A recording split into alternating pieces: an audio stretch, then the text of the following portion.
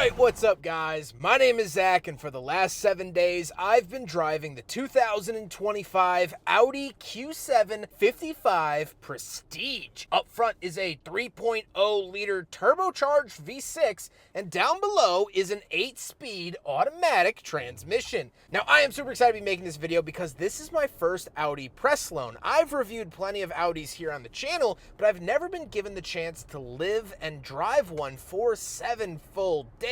And so I've taken this on little road trips. I've taken it out morning, noon, and night, and I'm excited to share all of my thoughts with you today. But if you would like to submit your own vehicle and have it reviewed here on the channel, you can head on over to my website, zackpradel.com/submit.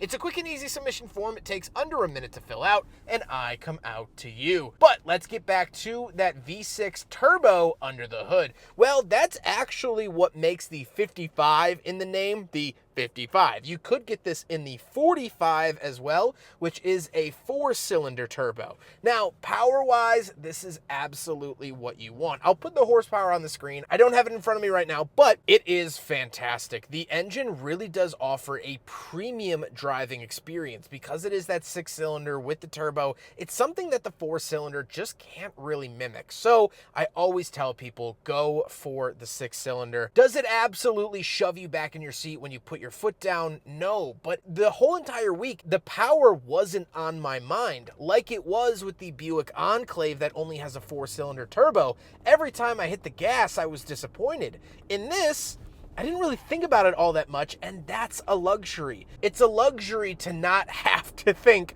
or worry about your power. Like I said, paired to it is an automatic 8-speed transmission. It's fine, it's doing the job, it's shifting, and again, I haven't thought about it the entire week, which is very, very good. Last but not least, this does have Audi's Quattro system, meaning it is all-wheel drive. How does it feel to drive the Audi Q7? Well, I think it drives actually really, really well. It does have a little bit harder of a ride than some of its other competitors, but Audi has always skewed a little bit sportier, so I actually enjoy that harsher ride. Visibility is pretty good given the fact that it is a big SUV, and we'll talk about its camera systems here in a second, but it's comfortable, it's easy, and I like that. It takes the stress out of my day. Rides nice, makes great power, and the drivability is wonderful. Fuel economy hasn't been great, but also not terrible. I have averaged 21.5 miles to the gallon over the 400 miles that I've driven this car, a good mix of highway and city, so I think that that would be a pretty good showing of the vehicle. With that stuff out of the way, let's talk about the interior. Well, in front of me, I have a completely digital gauge cluster. You can change this around quite a bit. You can look at your map and things like that, and I'll cycle through a lot right here. I do like this system. They call it the digital cockpit, and I think it has some nice features, especially the adaptive cruise screen has very high frame rate and is very helpful for keeping an eye on who's around you. There have been several glitches here and there, but vehicles are unpredictable. I can't give it too much guff.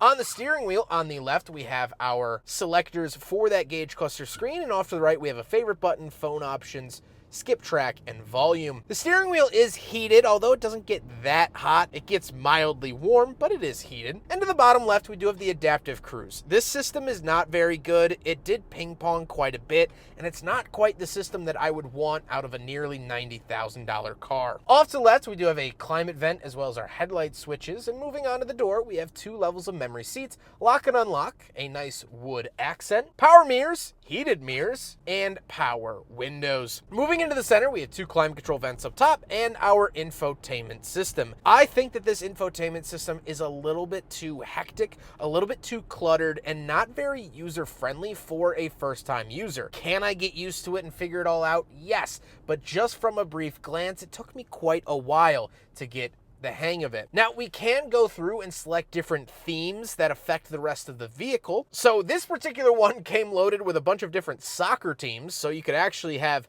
different soccer team themes that not only change the wallpaper of it, but the interior lighting of the vehicle as well. Very, very nice to see all of that. And I do want to talk about the backup camera. It does have wireless Apple CarPlay and Android Auto, blah, blah, blah. The camera system is interesting. So it's a fisheye lens, but as you turn the wheel, it actually digitally turns slightly to change the view. This could be very disorienting at first, but it actually becomes very helpful once you know that it's going to do that.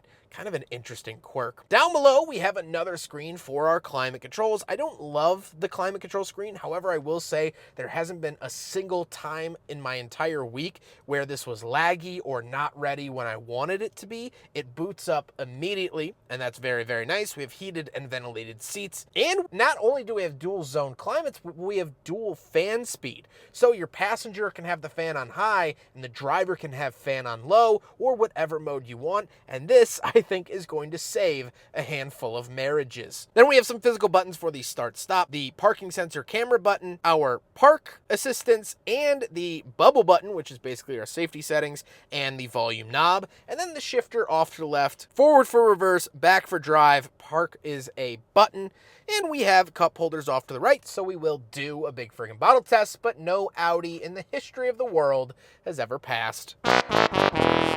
However, upon further inspection, there are bottle holders in the doors, which do fit the big friggin' bottle. So overall, the Q7 does pass the big friggin' bottle test. I do get a little 12-volt outlet here, power parking brake down below, and a center console with a wireless charger and USB-C. This is not a great spot for the wireless charger just because it is so hidden. I didn't find myself using it at all, but at least it's there. The seats are very comfortable. They're heated, ventilated, power memory, and massaging. You get 8 different massage programs, of which I actually just discovered you could even scroll up more. I was only using 5, like a peasant, but you have 8 different massage modes and you can change the intensity, which is very, very nice. And that is for the front 2 occupants. Unlike the Genesis GV80 we just reviewed, the passenger also gets the massage feature. However, speaking of passengers, you have 2 more rows of seating here in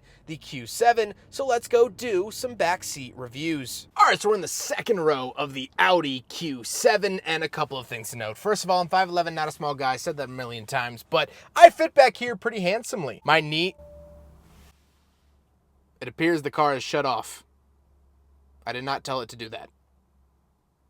All right. My knees aren't hitting the seat in front of me. My head is not coming anywhere near the ceiling. I can fit back here and feel like a dignified adult sitting back here, which can't always be said about SUVs. So that is very nice.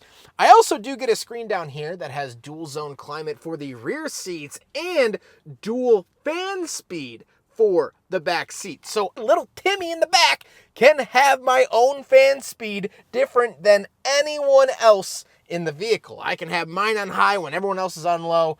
That's really, really nice to see. You don't see that at all, split fan speeds. We do have a pull-down center console with 2 openable tiny little cup holders that can maybe fit a Red Bull can in there, but that's pretty much it. Now, I will shove myself into the third row, because it's my job to do that. Now this is interesting. The car shut off, and I've child locked myself in the back. So button here, and then it says push here. Oh, okay. The chair is going up. Okay. Then we have power buttons here for the third row. They rise from the grave. Okay. Question. When this is down, can I scoot it forward? Yes, I can. Okay. So we'll do that. Then we'll... Oh, but then the headrest hits. Okay. So maybe let's scoot it back first, then down, then scoot this up, then tilt it up. There we go. Okay, that'll give me some more room. Getting back here. These seats are borderline unusable. This is a 3-row vehicle, but really don't look at it as a 3-row vehicle. If you're older than the age of 6, you're gonna hate being back here. I do have cup holders, so at least you can have a drink back here and try to forget that you're back here, but oh, and I have speakers right over my, and I have my own lights. Wow, I'm actually pretty well set up back here. I just have the unfortunate situation that I have legs, so I won't be that happy. But I have lights, cup holders, and speakers, so Gonna listen to my tunes if I want to. Let's hop around the back. We'll talk about the cargo space, and then we'll talk about the looks. Right around the back of the Audi Q7. Little button here. And there you go. With the rear seats up, you don't have a whole ton of space, but we could fix that real quick. Now, you do have to hold the buttons, but they do fold down like that. And there you go. Man with a speaker on a bike just rode by. We do have this tiny, adorable little cargo net, and we can raise and lower. Can't really see it happening on camera. You can raise and lower the rear end of the car. Let's see if you could tell. Yeah, you could tell that it's squatting a little bit. You can lower the rear end to make stuff easier to get in and out. This does have air suspension. When you switch to different drive modes, it will go up and down as well. We do have a little bit of storage down here, mostly taken up by speaker equipment, but that's okay. That is the rear end of the Audi Q7. Button here, power tailgate right back down. Absolutely love that feature. Now we gotta talk about the looks, and I do like the look of the Q7. Now, this is the second facelift of this generation of Q7. This started in 2017.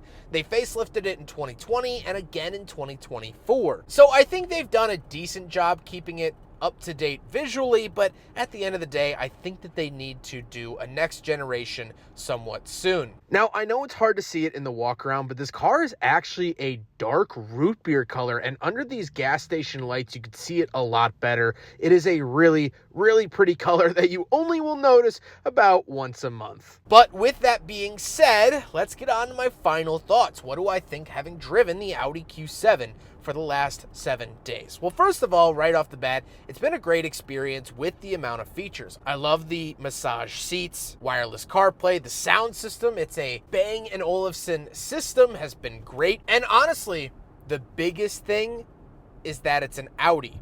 And the reason I say that is because everyone in my life that I know personally outside of cars, they're all tired and used to the fact that I get a new car every week. It's not really that new or interesting. But when I got this car, everyone came out of the woodworks. Everyone who asked, and I said that I have an Audi, they perked up a little bit. They said, oh, you have an Audi this week. And I go, yes, I do. The name carries a lot of weight. It perked up the ears of people that didn't care that I had a Lexus LC500, that didn't care that I drove or had Mercedes and BMWs. Audi carries a special weight on its own. And I think that's part of the reason why I don't love the Q7. I expected a little bit more. I think more so in the technology realm. I don't think that this car is as competitive as it should be in this market at this price point. Someone is going to buy this car for nearly $90,000. And I think it's starting to show its age a little bit. A luxury car should be cutting edge. It should get things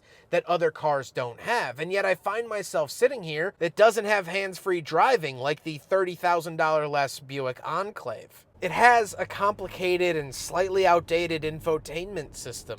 Not by and large, not a big deal, but there's just some little stuff that makes me scratch my head a little bit. And when I'm paying $90,000, there shouldn't be any head scratching at all. And so is this car good? Yes, it's a good luxury car, but I can't say it's one of the greats. I think this market is very, very competitive. And I think the Q7 deserves to be up there if it were updated. And I hope that that update comes soon. I hope you guys enjoyed the video. Huge thank you to Audi for loaning me this vehicle for the last 7 days. Huge thank you to Drive Shop for facilitating the cleaning and delivery of this vehicle. And of course, the Midwestern Automotive Media Association. But I hope you guys enjoyed the video. Don't forget to rate the video, comment on the video, and subscribe if you really liked it.